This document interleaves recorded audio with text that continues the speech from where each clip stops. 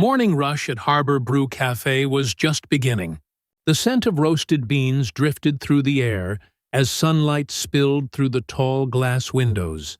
Among the early customers was a man in a worn gray hoodie, jeans, and muddy sneakers. No one would have guessed that beneath that modest disguise stood Daniel Cross, the billionaire owner of the very cafe. Chain he had built from scratch years ago. He'd come to test something, to see if the place still carried the warmth he once dreamed of creating, or if it had turned into another cold corporate machine. As he stood quietly at the counter, he noticed the young waitress, a black woman in her 20s with tired eyes yet an unshaken smile, moving quickly from table to table. Her name tag read Ava. When it was finally his turn, she greeted him with a sincerity that caught him off guard. "Good morning, sir. What can I get for you?" He smiled faintly. "Just coffee, black." She nodded, poured it, and placed it gently in front of him.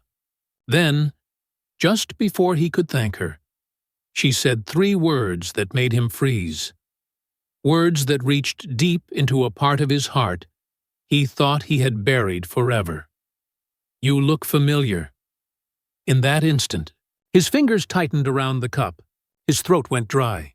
He didn't know how to respond, because what she didn't know, what no one in this cafe knew, was that Daniel Cross had once ruined a woman's life who looked just like her, and now fate had brought him face to face with a past he couldn't outrun.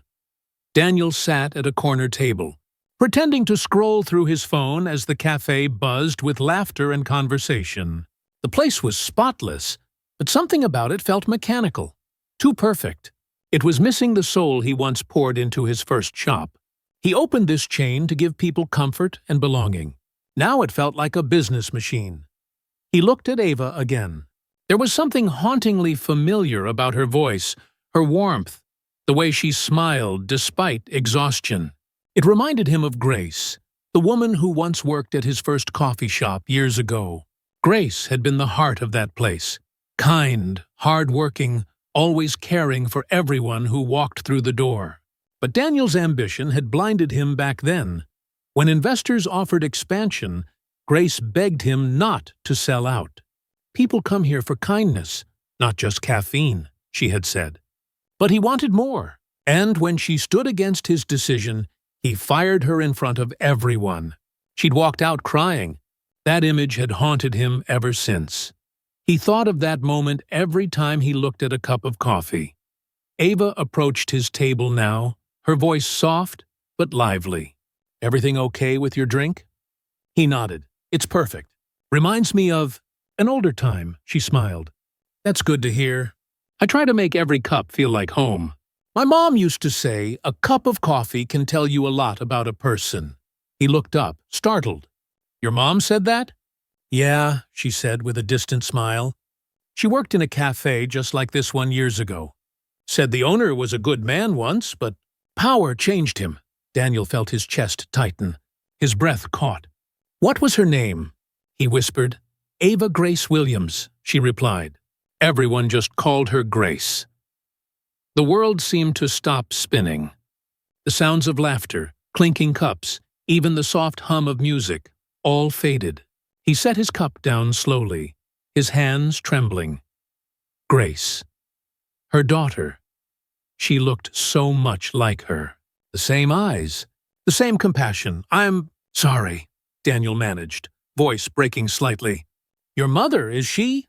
"She passed away 5 years ago," Ava said quietly. "But she loved this chain. Said it used to mean something before it got too polished." She smiled faintly, unaware of the storm raging inside him. "Funny, huh? I got a job here without even knowing she once worked for the man who started it."